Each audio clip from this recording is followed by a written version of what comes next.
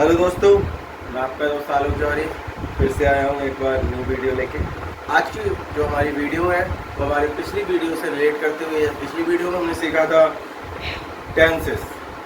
Tenses क्या होते हैं, टेंसेस के काइंड्स क्या होते हैं, टेंसेस के पार्ट्स क्या होते हैं, टेंसेस के काइंड्स और पार्ट्स को जोड़ते कैसे हैं। आज हम सीखेंगे टेंसेस के काइंड्स और पार्ट्स को जोड़कर जो पहला बनता है, फर्स्ट पार्ट बनता है, वो क्या होता है। तो हमारा जो फर्स्ट पार्ट बनता है वो होता है present indefinite tense.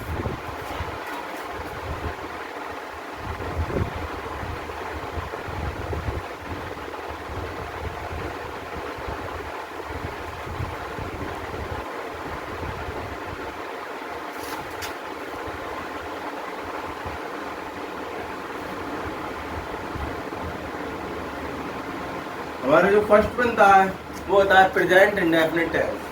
Present indefinite tense क्या होता है? प्रेजेंट इंडेफिनिट टेंस वो टेंस होता है जिसमें काम प्रेजेंट टाइम में तो होता है, लेकिन कब हो रहा है ये पता नहीं चलता।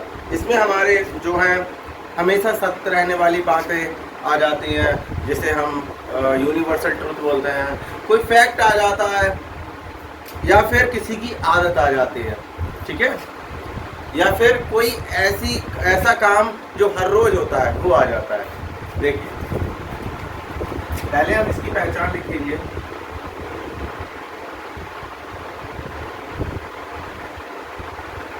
मैं आपको इसमें जो पहचान लिखूंगा वो हिंदी के वाक्यों की लिखूंगा, क्योंकि हम हिंदी से इंग्लिश बनाना सीख रहे हैं, ना कि इंग्लिश से इंग्लिश सीख रहे हैं, ठीक है। तो हिंदी की वाक्य की पहचान है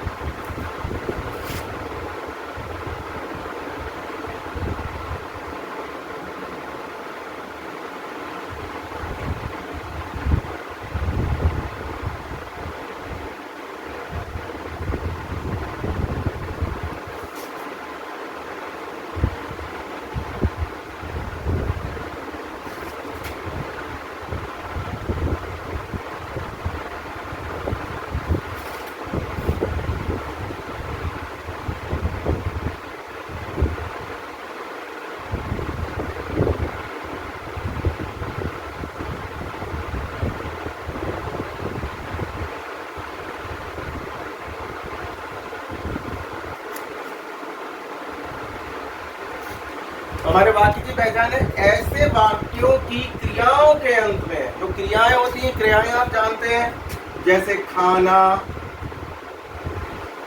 जाना, आना, ठीक है। इन क्रियाओं के अंत में क्या होता है? जैसे मान लो खाता है, ठीक, ती है, खाती है, ताऊं, खाता हूँ, तीहूं, खाती हूँ।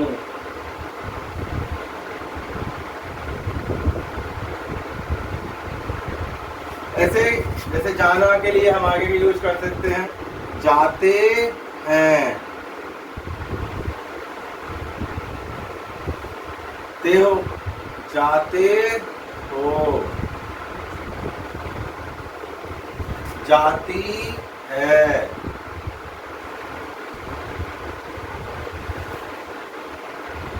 आना के लिए आता है, आती है,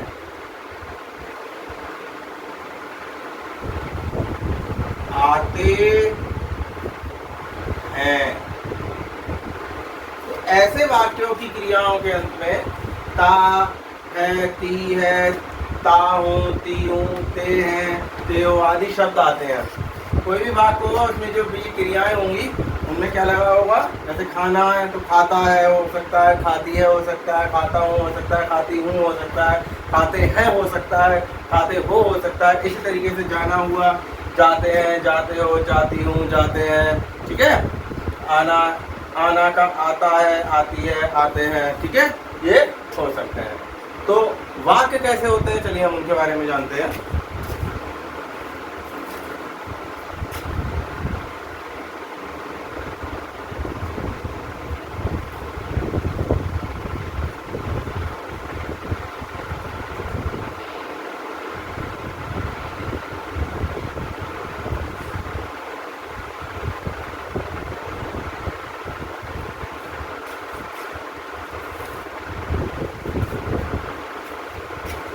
चलिए हम कुछ एग्जाम्पल्स देख लेते हैं इसके।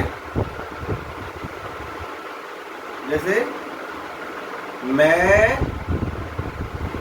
किताब पढ़ता हूँ,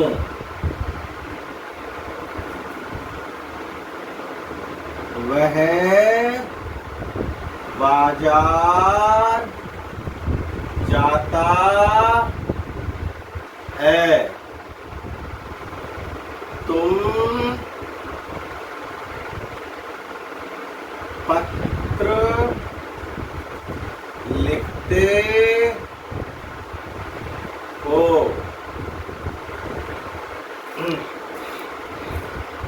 दे चाय पीते हैं।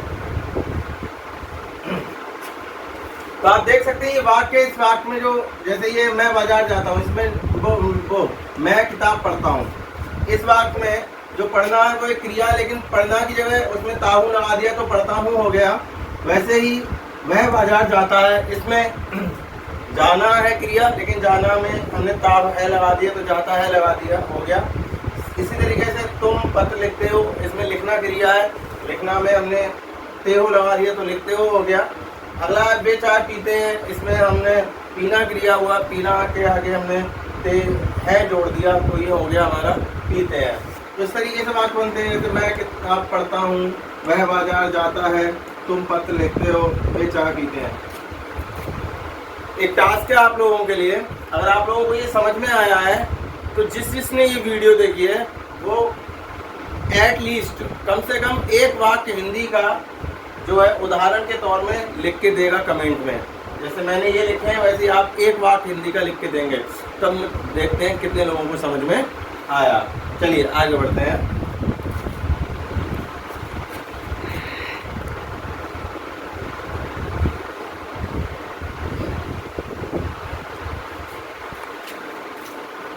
बच्चों इसके बाद में हमारा आता है टेंसेस का, हमने जान लिया। इसके बाद हमें सेंटेंस बनाने हैं।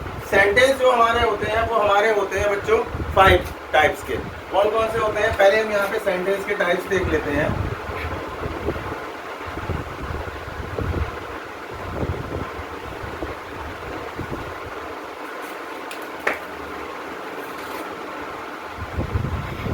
हमें टाइप्स देखने हैं सेंटेंस।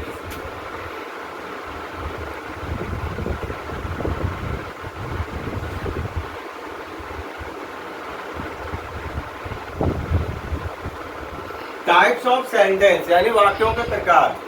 तो हमारा पहला होता है जिसे हम बोलते हैं असर्टिव, दूसरा होता है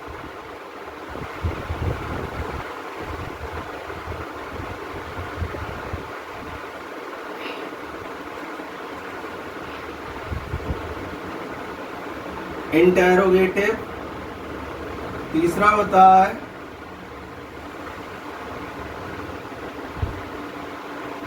इंपेरेटिव और चौथा होता है एक्सक्लेमेटरी। तो आज हम जो सीखेंगे वो हम पहला वाला सीखेंगे असर्टिव, ठीक है। असर्टिव क्या होता है, चलिए मैं आपको बताता हूँ। हमारा पहले मैं आपको बता चुका हूँ, असर्टिव, इंटरोगेटिव, इंपेरेटिव, एक्सक्लेमेटरी एक एक करके सीखेंगे। तो आज का हमारा जो टारगेट है वो है असर्टिव। चलिए शुरू करते हैं।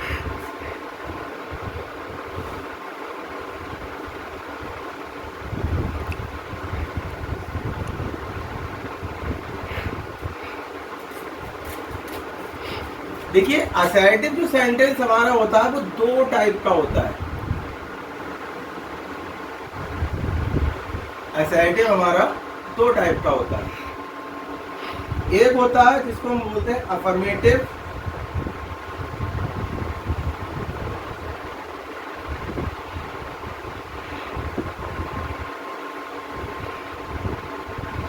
और दूसरा जो होता है वो होता है निगेटिव।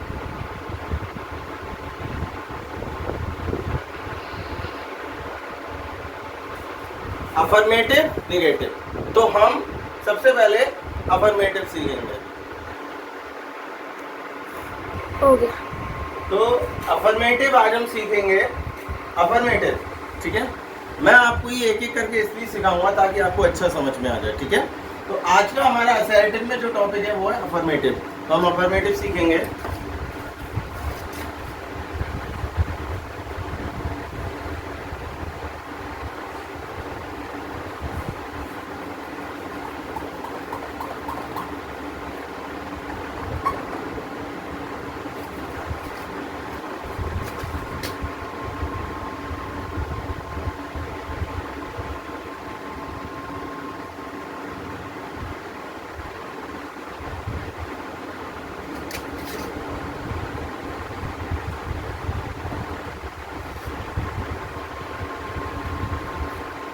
अफर्मेटिव सेंटेंस, पहले मैं आपको अफर्मेटिव सेंटेंस के कुछ एग्जांपल लिख देता हूं।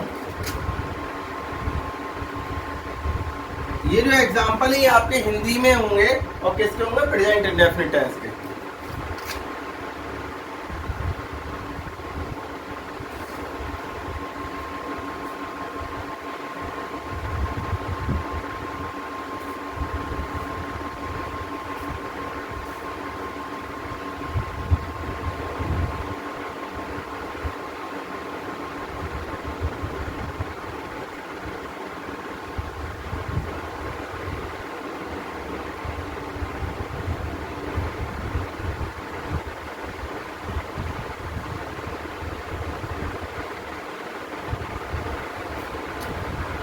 इसमें ही देखिए, राम किताब पढ़ता है, बेलपत्र लिखते हैं, तुम चाय पीते हो। इन वाक्यों में आपने देखा एक नॉर्मल बात बताई गई है जिसमें ये एक काम हो गया किसी का, ये भी कोई काम है और ये उसकी हैबिट हो गई।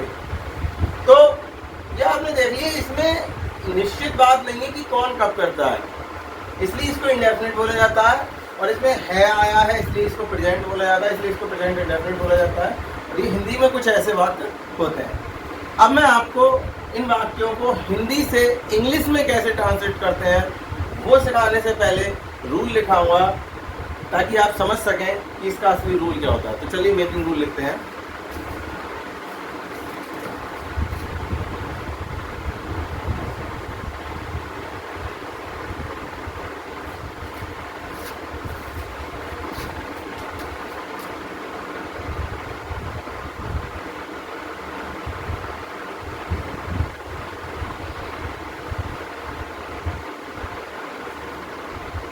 देखिए मेकिंग रूल इसके जो है वैसे तो सिंपल है, लेकिन आप लोगों को और सिंपल बनाने के लिए ये रूल मैंने दो पार्ट में डिवाइड किया है।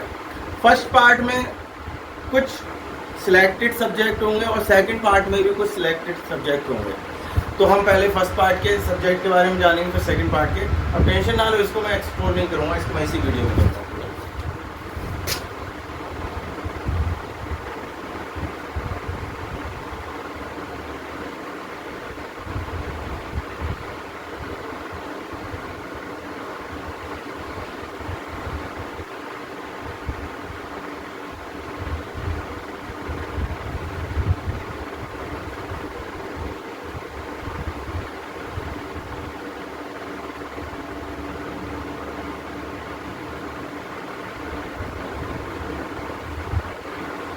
देखिए पहला है सब्जेक्ट वर्ब की फर्स्ट फॉर्म ऑब्जेक्ट। दूसरा है सब्जेक्ट वर्ब की फर्स्ट फॉर्म, फिर एस और ई एस में से कोई एक, फिर ऑब्जेक्ट। अब आप कंफ्यूज ना हो कि ये वाला रूल कहाँ लगेगा, ये वाला रूल कहाँ लगेगा, ये मैं आपको बता दूँ। देखिए हमारा जो ये वाला रूल है इसको हम लगाएंगे किन सब्जेक्ट्स के साथ, ये देख लीजिए। देखिए मैं यहाँ पे आपको कुछ सब्जेक्ट्स के नेम नोट कर देता हूँ। हम इन सब्जेक्ट के साथ ये वाला रूल लगाएंगे और ये वाला जो रूल है वो हम इन सब्जेक्ट के साथ लगाएंगे, ठीक है। तो हमारा ये वाला जो रूल है ये हम लगाएंगे, ये वाला जो रूल है वो हमारा इन वाले सब्जेक्ट के साथ जो हम लिख देते हैं, ठीक है। जैसे अगर वाक्य में आपका सब्जेक्ट आई है, बस इतना समझ लीजिएगा, वाक्य में अगर आपका सब्जेक्ट आई है,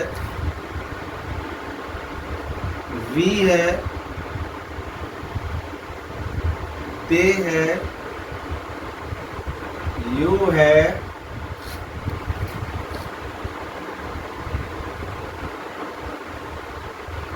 प्लूरल नाउन है, प्लूरल नाउन्स हैं, तो आप ये सब्जेक्ट लाएंगे। अगर वाक्य में आपके सब्जेक्ट यानी अगर उनकी इंग्लिश मीनिंग निकालेंगे, हर हिंदी वाक्य में जो सब्जेक्ट होता है अगर आप उसकी इंग्लिश मीनिंग निकालेंगे, उसकी इंग्लिश आई है, वी है, दे है, यू है, प्लूरल है, या आई है, वी है, दे है, यू है, और ये प्लूरल नाउन्स, ये पूरा है सर, ये एक पूरा वर्ड है प्लूरल नाउन्स, ठीक है, प्लूरल नाउन्स। तो देखिए आई को हिंदी में मैं कहते हैं, वी को हिंदी में हम कहते हैं, दे को वे कहते हैं, यू को तुम कहते हैं। और प्लूरल नाउन जैसे मान लो डॉग, कुत्ते हो गए, लड़के हो गए, लड़कियां हो गई, बिल्लियां हो गई, तो ये जो एक से ज़्यादा होते हैं वो प्लूरल नाउन्स में आते हैं, ठीक है। ये जो सेकंड वाला रूल है सब्जेक्ट वर्ब एस और ई एस ऑब्जेक्ट, ये कहाँ यूज होगा, देखिए ये हमारा यूज होगा ही, शी, इट, सिंगुलर nouns,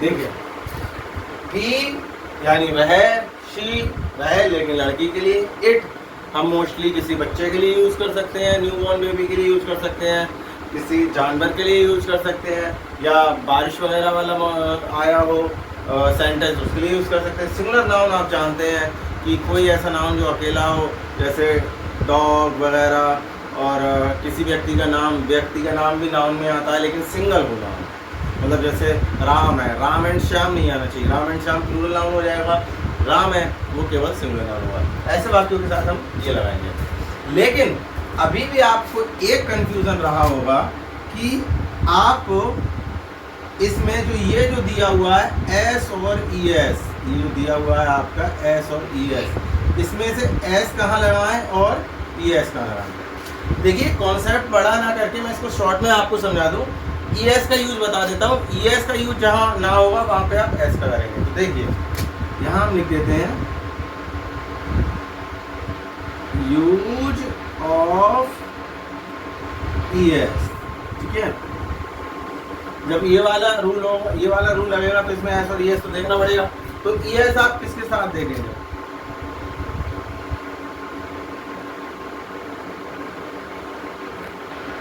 अगर वर्ब का लास्ट अक्षर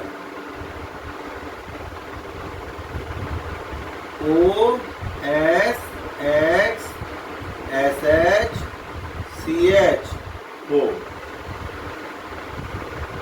तो यस यूज करेंगे। देख लीजिए मैंने लिख दिया है कि अगर वर्ब, ये जो वर्ब होती है सेंटेंस की, जैसे जाता है, खाता है, मान लो वाक्य आया जाता है, तो जाते हैं में गो जो वर्ब है, तो गो में आखिरी अक्षर क्या है, ओ है ना। तो हम इसके साथ हम एस लगाएंगे, ठीक है। तो जो वर्ब हमारी होगी, जैसे मान लो कम का आखिरी अक्षर हमारा ई है, जबकि ई इसमें है नहीं, तो हम क्या लगाएंगे, एस लगाएंगे। मान लो वॉश का हमारा आखिरी अक्षर क्या है, एस एच, तो हम उसमें क्या जोड़ देंगे, एस जोड़ देंगे। वॉच, वॉच का आखिरी अक्षर क्या सी है, तो उसमें हम ES जोड़ देंगे। यानी अगर वर्ब में आखिरी अक्षर ये हो तो आप उसमें ES लगाएंगे, लेकिन कब, जब आपका सेकंड रूल लग रहा हो। और सेकंड रूल कब लगता है, जब हमारी ये वाले सब्जेक्ट हो, और फर्स्ट रूल कब लगता है, जब हमारे बात में ये वाले सब्जेक्ट हो। आई होप आप इसको समझ गए। आगे बढ़ते हैं। मैं आपको, मैंने पहले से ही लिख लिए है ताकि वीडियो ज़्यादा एक्सटेंड ना हो, ये रूल्स लिख लिए हैं। अब इन रूल्स के अकॉर्डिंग हम एग्जांपल्स को बनाएंगे, ठीक है। तो हमारा ऐसे फर्स्ट एग्जांपल है, मैं किताब पढ़ता हूँ। देखिए इसमें हमारा जो है ये मैं किताब पढ़ता हूँ, इसमें हमारा जो सब्जेक्ट है, डूअर है, वो है मैं। देखिए किसी भी वाक्य में काम करने वाला सब्जेक्ट होता है, जो वो काम करता है वो वर्ब होती है, और मतलब जिस तरीके से वो काम करता है वो वर्ब होती है, और जो काम करता है वो आपका ऑब्जेक्ट होता है। तो इस वाक्य में आपका सब्जेक्ट क्या है, मैं। तो मैं को इंग्लिश में क्या बोलते हैं, आई। तो हम फर्स्ट रूल लगाएंगे या सेकंड, उसके लिए हमें ये जो ब्रैकेट में हमने जो लिखे हैं सब्जेक्ट, उन सब्जेक्ट को देखना है। तो फर्स्ट रूल का हमारा, फर्स्ट रूल के नीचे जो ब्रैकेट में सब्जेक्ट है उसमें आई आ रहा है, तो यानी हम फर्स्ट रूल लगाएंगे इसमें। फर्स्ट रूल क्या है हमारा, सब्जेक्ट, सब्जेक्ट क्या है, आई। उसके बाद में फिर क्या है हमारा, वर्ब की फर्स्ट फॉर्म। वर्ब क्या है इसमें, पढ़ना। पढ़ने के लिए हम लिखते हैं रीड। उसके बाद में क्या है, ऑब्जेक्ट। यहाँ से हम देखेंगे तभी हम इसको कर पाएंगे। ऑब्जेक्ट क्या है हमारा, किताब। तो हम यहाँ लिख देंगे आ बुक। तो हमारे ये सेंटेंस पूरा हो जाता है, I read a book. Second है, वह किताब पढ़ता है। अब इस वाक्य में अगर हम देखें तो हमारा सब्जेक्ट है वह, और वह किताब पढ़ता है यानी कि लड़का है, तो लड़के के लिए हम ही लगाते हैं। तो हम इन जो दो हमने रूल लिखे हैं कि नीचे जो ब्रैकेट में सब्जेक्ट्स है उनको देखेंगे। तो फर्स्ट में देखते हैं क्या वह यानी कि ही दिया हुआ है, I we they you plural noun नहीं दिया हुआ है। ही इसमें दिया हुआ है सेकंड वाले में, यानी हमारा ये वाला रूल लगेगा सेकंड वाला। सेकंड वाला रूल क्या है, सबसे पहले सब्जेक्ट। सब्जेक्ट क्या है, वह यानी कि ही। उसके बाद में वर्ब की फर्स्ट फॉर्म, वर्ब क्या है, पढ़ना यानी कि रीड। फिर एस और ईएस में से कोई एक। अब हमें कैसे पता चलेगा, उसके लिए मैंने यहाँ नीचे लिख दिया यूज ऑफ ईएस। देखिएगा ध्यान से, यूज ऑफ ईएस। तो यूज ऑफ ईएस में क्या है, लास्ट स्ट्रक्चर ऑफ वर्ब। थोड़ा सा हिंदी और इंग्लिश मिक्स कर दिया है, तो उसको गलत मत समझिएगा। यानी कि वर्ब का आखिरी अक्षर, ठीक है। तो आखिरी अक्षर क्या है हमारा, O S X S S C H, यानी जो वर्ब है इसका आखिरी अक्षर इनमें से कोई है, देख लो, ओ है नहीं, क्या है, डी है, और डी इनमें से किसी में नहीं है। तो हम क्या लगाएंगे, एस, क्योंकि अगर इनमें से कोई अक्षर होता तो हम एस लगाते हैं, इनमें से नहीं है, इसका आखिरी अक्षर डी है, और डी यहाँ पे है नहीं, तो हम क्या लगाएंगे, एस। तो ये हमारा हो जाएगा, इसमें ये हो जाएगा रीड्स। ओके, तो ये हमारा हो जाएगा रीड्स, ही रीड्स। उसके बाद में ऑब्जेक्ट। ऑब्जेक्ट हमारा इसमें किताब है, भाई फिर से आ बुक। एक और लिखते हैं, वह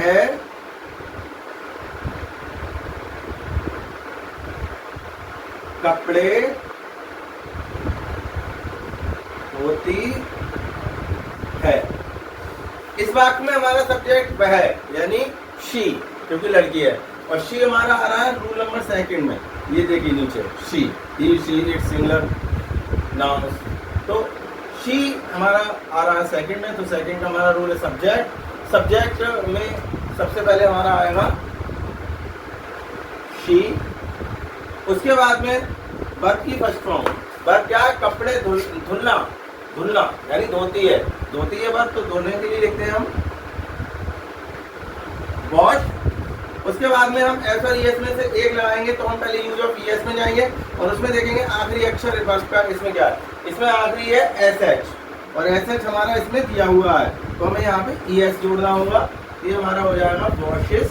उसके बाद में हमारा रूल में फिर से आ जाएंगे एस और ईएस के बाद में ऑब्जेक्ट। ऑब्जेक्ट क्या है, कपड़े, कपड़ों को हम बोलते हैं क्लॉथ, तो हमें लिखेंगे द क्लॉथ।